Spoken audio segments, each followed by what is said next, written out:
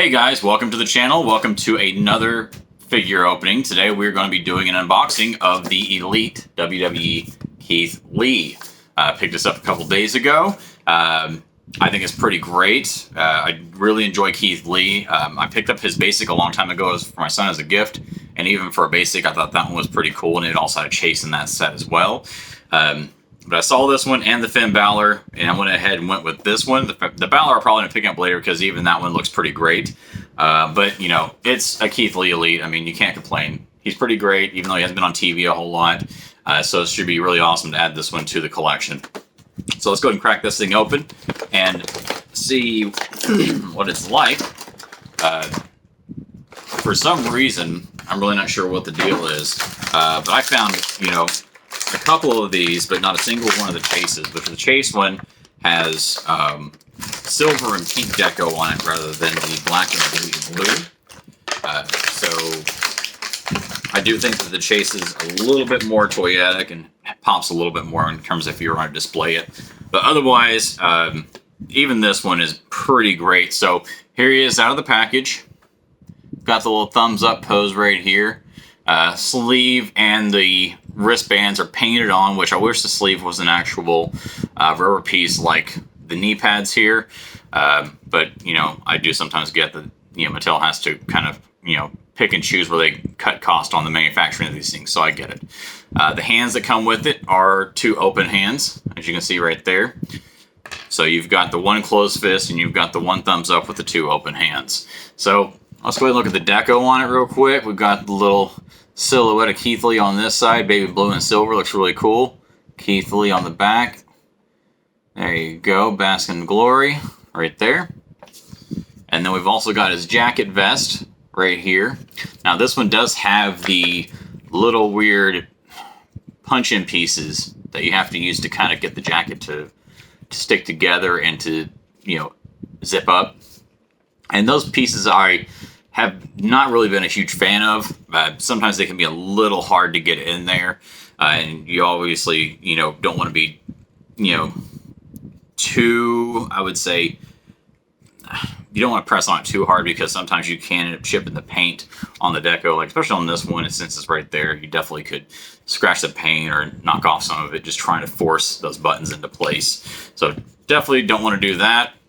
I may just keep it unzipped for the display, or if I do end up zipping it up, it'll definitely be a strictly display only. You know, occasionally I'll pull stuff off my display. Me and my sons will, you know, use it for fig photography, or we'll do our fig fed stuff with it, but it's not real often, so I don't really see there being too much of an issue on that. And I cannot get this top button in here to save my life, so already a little bit of a struggle there just trying to get the jacket fastened. These buttons are quite a pain. I really wish they would find maybe another method to do it, or even just not have it on there. Even if it was just loose and this little center part wasn't here and it was just a flap, I'd be completely good with it. Or even if they went with cloth goods, I'd be fine with it. I think a cloth goods jacket would be pretty unique. It'd be probably a little bit more in terms of, you know, pricing goes, and it'd probably be something they'd go with if they were going to do some kind of ultimate edition, since a lot of those do come with cloth goods. But who knows? I mean, yeah, Mattel tends to change their mind on a lot of stuff.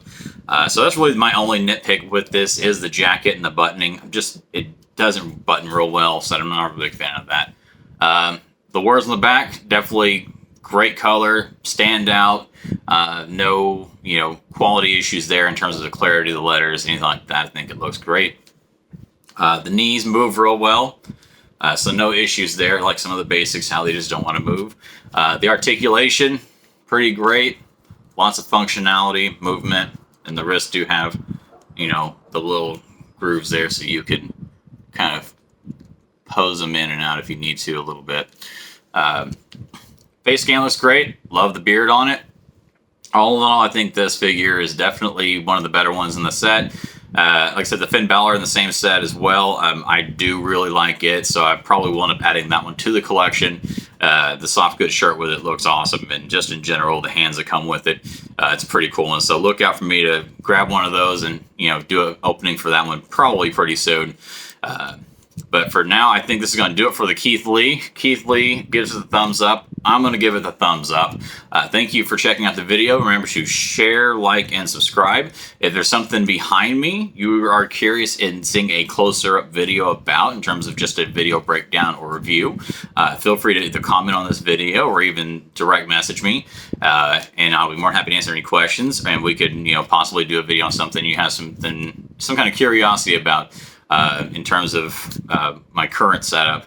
I've also got 2 more unboxings coming up pretty soon. Both of them will be McFarlane DC Multiverse figures, so I'm pretty excited about those, to add those to the collection as well. So again, thank you guys for joining me, and you have yourselves a great weekend.